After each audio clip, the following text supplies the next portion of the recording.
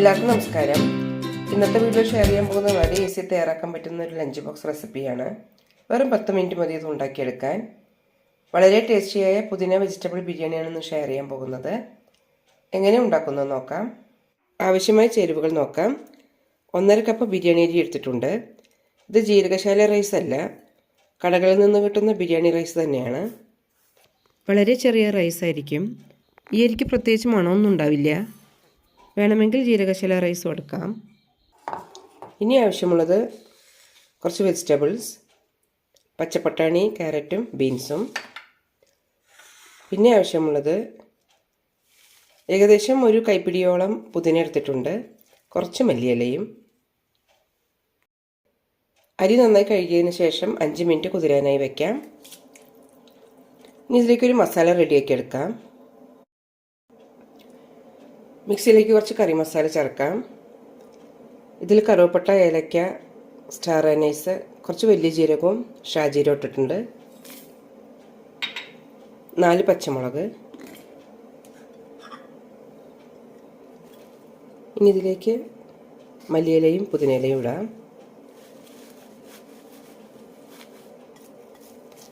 വേണമെങ്കിൽ വെളുത്തുള്ളി ഇഞ്ചിയും കൂടി ഇടാം.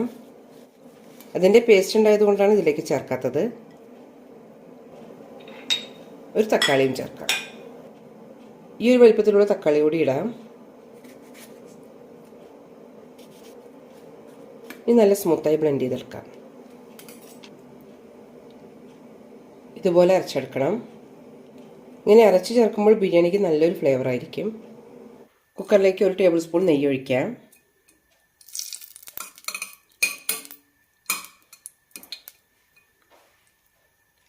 ഇനി ഇതിലേക്ക് 2 ടീസ്പൂൺ സൺഫ്ലവർ ഓയിൽ കൂടി ഒഴിക്കാം.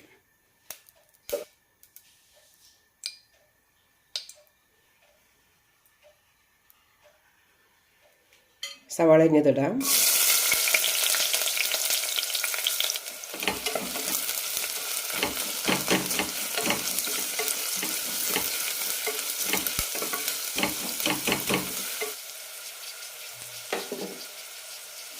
സവാള ട്രാൻസ്പാരൻ്റായി കിട്ടുന്നവരെ വഴറ്റിയെടുക്കണം.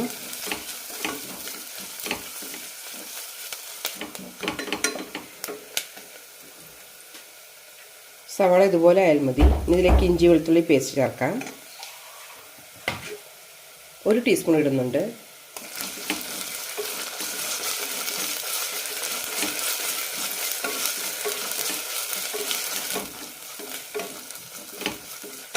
പച്ചമണം പോകുമ്പോൾ അരച്ചു വെച്ച മസാല കൂടി ചേർക്കാം.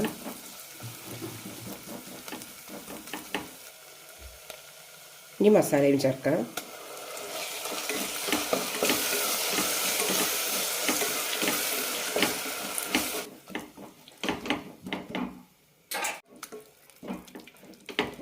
നന്നായി വഴറ്റിയെടുക്കണം.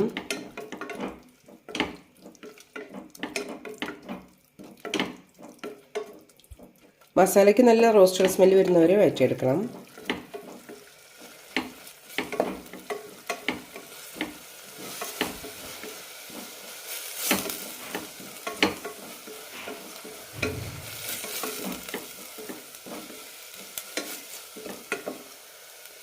നന്നായി വഴറ്റിയെടുക്കുമ്പോൾ മസാലയുടെ കളർ ഇതുപോലെയാകും. ഇനി ഇതിലേക്ക് പച്ചക്കറികളെല്ലാം ചേർക്കാം.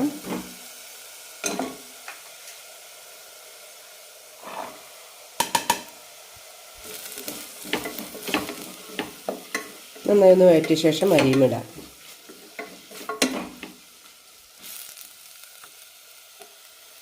അരിയുടെ വെള്ളം ഊറ്റിയെടുത്തതിന് ശേഷമാണ് ഇടാൻ. വെള്ളത്തിൻ്റെ അളവ് കൂടുതലായാൽ ബിരിയാണി കറക്റ്റായി കിട്ടില്ല.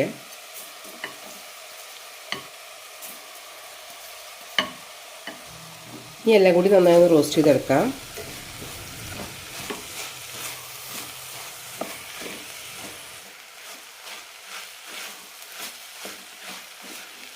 രണ്ട് 3 മിനിറ്റ് നന്നായി വറുത്തെടുക്കണം. അങ്ങനെയാകുമ്പോൾ ചോറ് നന്നായി ഉലർന്ന് കിട്ടും.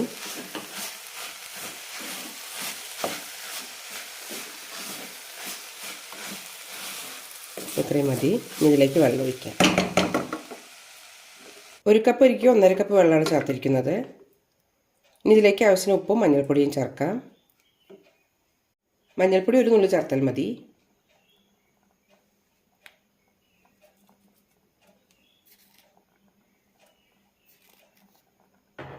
ഉപ്പ് നന്നായി മിക്സ് ചെയ്ത് വെക്കാം.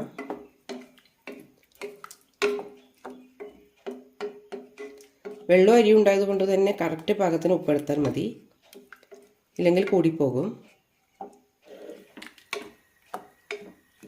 നന്നായി മിക്സ് ചെയ്ത ശേഷം ഒരു വിസിലിന് വേവിച്ചെടുക്കാം.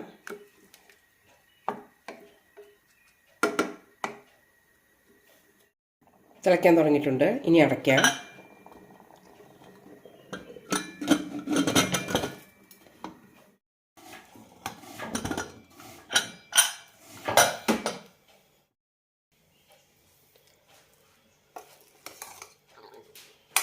ബിരിയാണി കറക്റ്റായി വെന്ത് കിട്ടിയിട്ടുണ്ട്.